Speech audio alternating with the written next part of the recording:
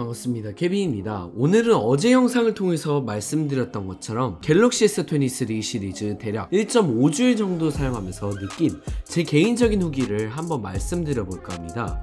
외형 및 디자인, 디스플레이, 성능, 배터리, 그리고 카메라 부분을 순서대로 해서 전해드리려고 하는데, 먼저 외형과 디자인 부분부터 전해드려 볼게요. 이번 S23 울트라는 S22 울트라와 다르게 그립감 부분과 S펜 사용하는 부분에 대해서 개선시키기 위해 테두리 부분을 둥글게 개선시켰는데요.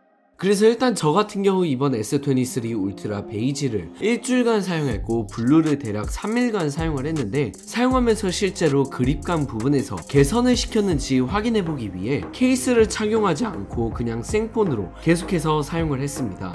그립감은 실제로 제가 작년에 S22 울트라 사용했을 때와 비교했을 때 많이 좋아졌고, 테이블에 올려두고 손으로 잡으려 할 때 뭔가 부드럽게 잡히는 편이에요. 테두리가 둥글게 변경되다 보니 전면 디스플레이 테두리 부분에 있는 엣지 곡률도 더 줄어들었고, 이 덕분에 케이스 착용한 상태에서 한 손으로 핸드폰을 사용했을 때 테두리 부분이 잘못 터치되거나 하는 이슈도 없었고요. 그리고 이번 S23 울트라의 제일 최애 색상을 뽑자면 저는 베이지와 삼성닷컴 단독 색상의 스카이블루로 생각되는데요. 다만 베이지 같은 경우 제 구글 픽셀 워치의 스트랩과 비슷한 느낌이 들기도 하고, 제 폴드4 베이지와 비슷해서 최종적으로 스카이블루를 구매했는데, 개인적으로 스카이블루 선택하길 잘한 것 같습니다. 느낌은 아이폰 13 프로에서 공식 색상으로 사용했던 시에라 블루와 비슷한 느낌이 나고, S22 울트라 삼성닷컴 한정 색상이었던 스카이블루는 뽕따 파란색 느낌이었다면, 이번 S23 울트라 스카이블루는 고급스러운 파란색 느낌이 납니다. 무게도 이번에 233g으로 228g이었던 S22 울트라보다 대략 5g 정도 무거워졌는데, 아마 S22 울트라 쓰셨던 분들이라면 그렇게 큰 체감은 없으실 것 같아요. 솔직히 이제 대부분의 플래그십 스마트폰들이 점점 무거워져서 200g이 스탠다드화가 사실상 돼버렸죠.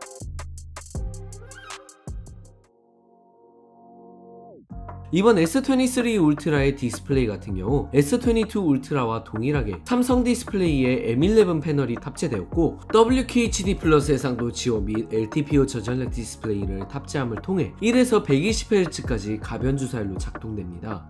삼성이 이번 CES 2023에서 UDR2000, 그러니까 최대 2000니트의 피크 밝기까지 지원하는 디스플레이를 공개해서 이 디스플레이가 탑재되는 게 아닐까 했었는데, 결국엔 전작과 동일한 디스플레이를 탑재하는 방안을 선택하게 됐죠.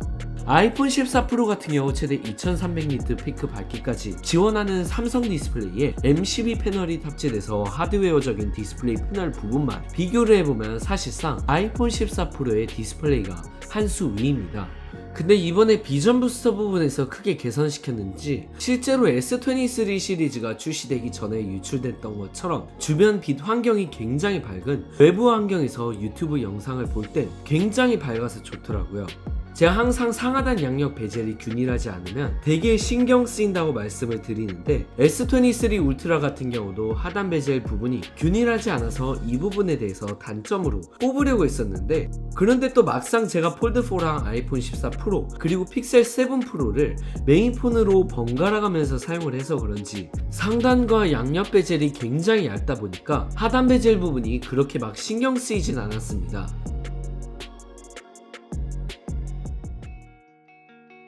이제 성능, 발열 부분 간단하게 한번 짚고 넘어가면서 배터리 부분도 한번 말씀을 드려보겠습니다. 제 S23 울트라 같은 경우 싱글코어 1550점대 그리고 멀티코어 4850점대로 기록이 되는데, 되게 웃긴게 커뮤니티 같은 곳 보면 어떤 분들은 완전 양품이 걸려서 멀티코어에서 5300점대까지 나오시는 분들도 계시더라고요. 사실상 애니메이션액이나 이러한 부분에서는 폴드4, 플립4부터 개선이 돼가고 있었는데, 거의 일주일 반 동안 S23 울트라 사용하면서 버벅거리거나 하는 문제도 없었습니다. 심지어 가로 세로 전환도 굉장히 부드럽게 전환되더라고요. 저는 휴대폰으로 게임보단 인스타나 유튜브처럼 소셜미디어를 좀 많이 보는 편인데 그래서 그런지 발열 부분에서 그렇게 뜨겁다라고 느낀 경우는 거의 없는데요. 제가 유일하게 하는 스마트폰 게임이 포켓몬 유나이티드 정도인데 유튜브로 음악 키고 포켓몬 유나이티드 대략 30분 정도 하니까 카메라 오른쪽 부분에만 최대 40.2도까지 그리고 배터리가 있는 부분은 38.2도 정도를 유지하면서 대부분인 상황에선 높아봤자 40도 초반까지밖에 안 올라갔었습니다. 배터리 같은 경우 제가 2주 전부터 외부 일정이 많아서 보통 9시에 밖에 나가서 저녁 6시, 7시 정도에 집에 들어왔는데요. 그렇게 사용해도 과하게 사용했을 땐 배터리가 10에서 15% 정도 남았었고 어쩔 땐 25% 정도까지 남았었습니다. 중간에 충전하거나 하지도 않았고요.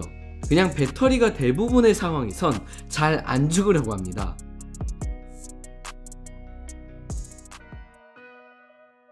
이제 카메라 부분 한번 말씀드려 보겠습니다. 사진 같은 경우 진짜 굉장히 디테일하게 캡처되고 동영상 부분에서도 손떨림 방지나 비트레이트 부분에서도 크게 개선이 되었어요. 사진 색감 같은 경우 아이폰 14 프로와 함께 비교했을 때 아이폰 14 프로는 실제로 눈으로 봤을 때와 비슷한 색감으로 캡처가 된다면 S23 울트라는 조금 더 진하게 후처리가 되는 느낌이 있는데 이거는 개인적인 성향이기 때문에 막 자세하게 전해드리진 않겠습니다. 저는 개인적으로 아이폰 14 프로보다 갤럭시 S23 울트라로 찍은 사진의 색감을 더 선호하는 편이긴 합니다. 특히 셀카를 찍을 수 있는 전면 셀피 카메라도 OIS가 탑재된 12메가픽셀 메인 카메라로 변경이 되면서 야간에 셀카 촬영했을 때 손떨림 때문에 흐리게 나온다거나 하는 문제는 없었습니다. 셔터 속도는 빛이 밝은 환경에서 연사 촬영을 해도 그렇게 버벅이거나 하지는 않았는데 조금 어두운 환경에서 연사 촬영을 하려 하면 그때부터 버벅임이 조금 있더라고요. 그래서 어제 영상에서 말씀드렸다시피 이번 S23 울트라에서 카메라 어시스턴트 앱을 갤럭시 스토어에서 받으면 셔터 속도 부분에서 개선을 시켜줄 수가 있는데 여기서 화질을 고려한 빠른 촬영으로 선택해주고 밝은 곳에서 촬영을 하면 화질 우선으로 선택하고 촬영했을 때와 큰 차이가 없는데 이게 야간에서는 은근 차이가 꽤 있더라고요.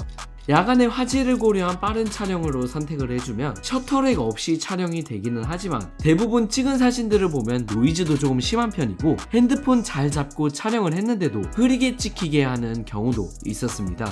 이번에는 AI 후처리하면서 글자 써져 있는 부분을 줌해서 캡처하면 조금 더 선명하게 보여주도록 후처리를 해주는 것도 추가가 되었는데요. 이게 100배 줌에서 표지판 같은 거 캡처했을 때 굉장히 선명하게 나오더라고요. 다만 AI 후처리가 좀 심해서 부자연스럽게 선명하게 보이기는 하는데 솔직히 100배 줌에서는 그렇게 많이 찍는 경우는 없으니까 단점으로 보이진 않아요. 동영상 촬영도 아까 말씀드렸다시피 손떨방 부분에서 많이 개선이 됐고 작년에 S22 울트라 리뷰하면서 야간에 영상 촬영할 때는 모션 블러가 굉장히 심해서 조금 보기 어지러울 정도라고 전해드렸었는데 이 부분도 일단 개선이 됐습니다. 그렇다고 해서 모션 블러가 완전히 없는 건 아니고 간혹가다 밝은 부위에서 모션 블러가 발생하는 게 보이기는 하는데 그렇게 막 신경 쓸 정도는 아니었습니다.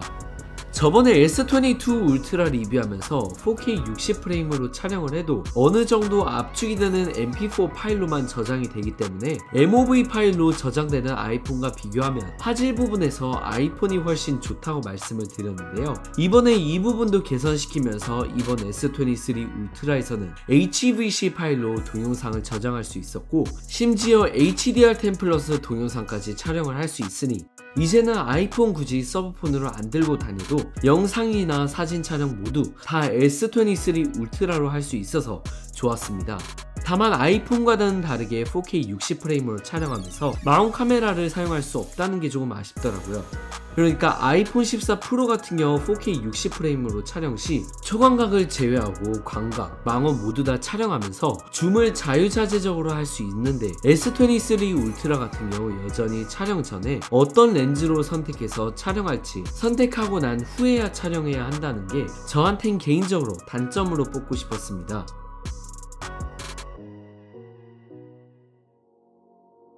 정리해서 말씀드리면 삼성이 간만에 완벽한 스마트폰을 내놓은 것 같아요.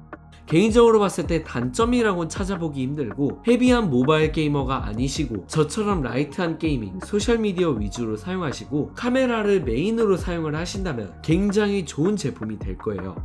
하드웨어뿐만이 아니라 소프트웨어적인 부분에서도 완성도를 올리는 데 최대한 보완해 나간 모습이 보이고, 심지어 볼륨 키를 조절할 때도 몇 %인지 뜨는 이러한 디테일 부분에서도 신경 쓴 것도 마음에 들고, 솔직히 이 영상 준비하면서 큰 단점 하나는 찾아야 그래도 밸런스한 리뷰 영상이 될 텐데 하면서 억지로 생각을 해내도 제가 오늘 말씀드린 단점 제외하고 큰 단점을 말하라면 도저히 생각이 나질 않습니다. 오늘 영상은 이 정도까지만 하고, 조금 더 자세한 리뷰는 더 써보고 차후에 한번 전해드리도록 하겠습니다. 항상 말씀드리는 부분이지만 더 궁금하신 사항 댓글로 남겨주시면 최대한 답변 드릴 수 있도록 하겠으며, 저는 다음 영상에서 뵙도록 하겠습니다. 고맙습니다.